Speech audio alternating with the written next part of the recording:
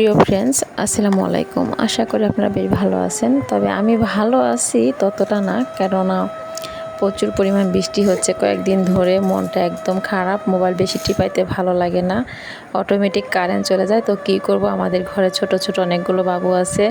বলতেছিল যে আমরা কি খেলা করব, ঘরে কিছুই ভালো লাগে না, টিভি দেখতে ভালো লাগে না, আর টিভি যাও দেখবো কারেন্ট থাকে না। তো আমি বললাম যে আসো তোমাদের ঘর বানিয়ে দিই, কারণ ছোটোবেলা আমরা কলার পাতা দিয়ে অনেক ঘর বানাইতাম। তো ছেলেরা, মেয়েরা, চাচাতো ভাই বোনেরা, খালাতো ভাই বোনেরা সবাই মিলে একসাথে খেলাধুলা করতাম, ছোট ছোট পুতুল বানিয়ে বিয়ে দিতাম।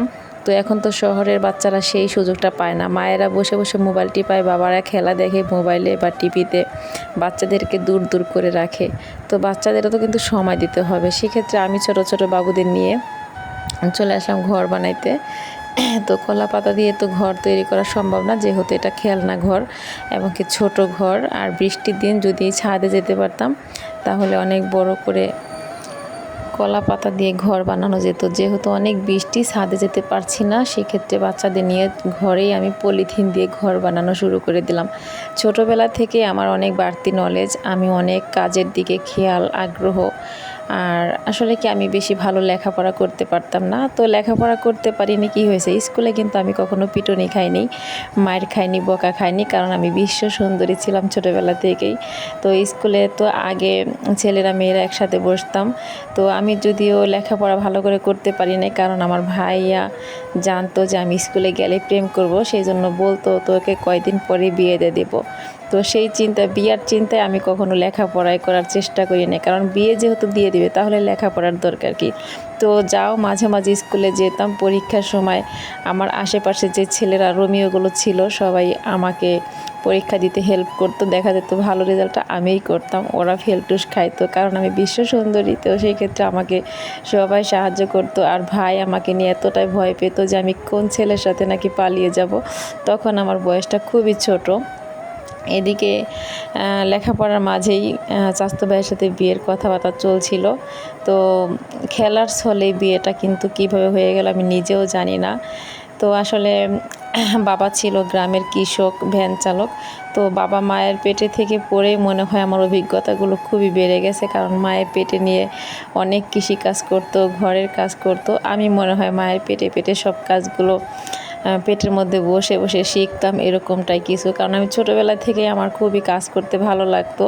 লেখাপড়া ভালো লাগলেও ওই যে ভাইয়া যে বলতো বারে বারে যে ছোটোবেলা বিয়ে দিয়ে দিবে, তুই অনেক পেকে গেছোস, আর তুই এত সুন্দর হয়েছিস কেন, এলাকাতে তোর মতো কোনো সুন্দর মেয়ে নাই, আর সুন্দরী মেয়েরা প্রেম করে, বেশি লেখাপড়া করতে পারে না। অবশ্য প্রেমের দিকে একটু নেশা আমার বেশিই ছিল, বুঝতাম না বলেই প্রেমের নেশাটা বেশি ছিল। যদি জানতাম যে ছেলেরা ধোঁকা দেয় বা প্রেম করলে কি হবে, তাহলে এতটা প্রেমের নেশা হয়তো থাকতো না। যাই হোক, ওগুলো কোনো কথা না, এগুলো হচ্ছে কথার কথা। তো এখন দেখেন আমি পলিথিন দিয়ে কিভাবে ঘর বানাচ্ছি, এগুলো কিন্তু বাড়তি নলেজ খাটাইতে হয়। আর ছোটোবেলা থেকে আমার কাজের দিকে এত পরিমাণ নেশা, যেই কাজে হাত দিতাম সেটার মধ্যেই আমার সফল হইতো। আর আমি কখনো বসে থাকতে পছন্দ করি না। আজুরা বসে আমি মোবাইলে মানুষের সাথে আড্ডা মারা বা কারোর নামে গীবত করা, কারো ঘরে যে আড্ডা মারা, এসব আমার একদমই পছন্দ না। ছোট থেকে আমি ঘরে থাকতে পছন্দ করি। তো শহরের বাড়িতে এসে আমি আমার হাজব্যান্ডের হাত ধরে সারাক্ষণ বেশিরভাগ ঘরেই থাকা পড়ে বা ঘরে থাকি। আর কিভাবে আমার ঘরটাকে সাজানো গোছানো যায়, আমি কিন্তু আমার ঘরটাকে বেশিরভাগ সাজিয়েছি আমার হাতের কাজ দিয়ে। বড়লোকদের অনেক টাকা পয়সা থাকে, তারা অনেক জিনিস কেনাকাটা করে ঘরটাকে সুন্দর করে সাজিয়ে গুছিয়ে রাখে। আমাদের তো সেই সামর্থ্য নাই। তো আমি করি কি, যে আমার হাতের কাছে যা থাকে আমি সেইগুলো দিয়েই আমার ঘরটাকে আমি সুন্দর করে সাজানোর চেষ্টা করি, এবং কি আমার কাছে ভালো লাগে। আর অনেক আমাকে গুণবতী বলে ডাকে। আগে বলতো লক্ষ্মী ছেলে মেয়ের মা, কারণ আমার ছোট ছোট দুইটা ছেলে মেয়ে ছিল, ওদের আমি দুই কোলে করে বড় করেছি। সারাক্ষণ ওদের নিয়ে আমি লুডো খেলতাম, ছিয়াছি খেলতাম, বাহিরে ওদের নিয়ে খেলাধুলা খুবই করতে পছন্দ করতাম। এই জন্য সবাই বলতো লক্ষ্মী ছেলে মেয়ের লক্ষ্মী মা, সবাই আমাকে এরকম বলে ডাকতো।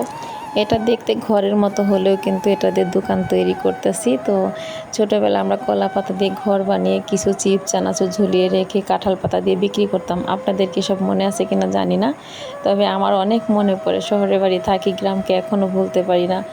গ্রামের বাড়িতে মা বাবা ভাই বোন সবাই আছে, সরি বাবা নেই, বাবা মারা গেছে।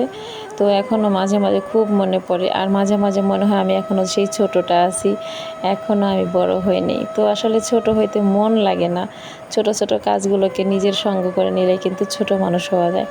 দেখেন এটা এই যে ঘরটা বানানোর অনেক ধৈর্যের ব্যাপার, তো ধৈর্য সহকারে কিন্তু ঘরটা আমি বানাচ্ছি। আমি এরকম ছোটোবেলা থেকেই পুতুল খেলতে ভালোবাসতাম, তো এখনও কিন্তু আমার সংসারটাকে আমি হেসে গিয়ে খেলে সব সুন্দর করে সাজিয়ে গুছিয়ে রাখতে পছন্দ করি।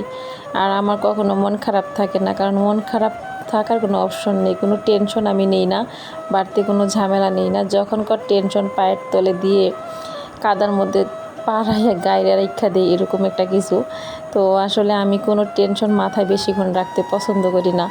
আর কোনো কারো শয়তানকে বেয়াদবি ভণ্ডমি আমাকে কাতর করতে পারে না, কারণ আমি সুস্থ স্বাভাবিক একটা মানুষ। আর আমার মাথার মধ্যে অটোমেটিক খুব ভালো বুদ্ধি দৌড়াদৌড়ি করে। তো বন্ধুরা সবাই ভালো থাকবেন, আবার কোনো নতুন একটা ভিডিও নিয়ে দেখা হবে। ও আচ্ছা, একটা কথা বলি, আমার ভিডিও করতে আর ভালো লাগে না, বেশি একটা ভিডিও করতে চাই না। চ্যানেলটা বিক্রি করার জন্য বিজ্ঞাপন দিয়ে দিছি, তো অলমোস্ট কথা চলতেছে। আপনাদের মধ্যে যদি কোনো কারো আমার এই চ্যানেলটা কেনার ইচ্ছা থাকে অবশ্যই যোগাযোগ করবেন, আর তা না হলে আমি বাহিরে চ্যানেলটা বিক্রি করে দেব। তো আপনারা সবাই ভালো থাকবেন। ঘরটা বানানোর সময় আমার হাজব্যান্ড পাশে ছিল, উনি বারে বারে মুচকে মুচকে হাসতেছিল আর বলতেছিল, বাহ রিনা, তুমি তো একদম কাঠুরে হয়ে গেছো। কাঠুরেরা অনেক সুন্দর করে ঘর তৈরি করে। আমার ওয়াইফ, আমার সহধর্মিণী, আমার কলিজার টুকরা বৌদি ঘর বানিয়েছে। তো এরকম করে হাসাহাসি করতেছিল। আর ঘরটা দোকানের ঝাঁপ, এটা দোকান আর দোকানের ঝাঁপ। সবাই বলছে অনেক ভালো হয়েছে। তো আপনারা কমেন্টে জানাবেন আজকে আমার ঘর তৈরি করাটা কেমন হয়েছে।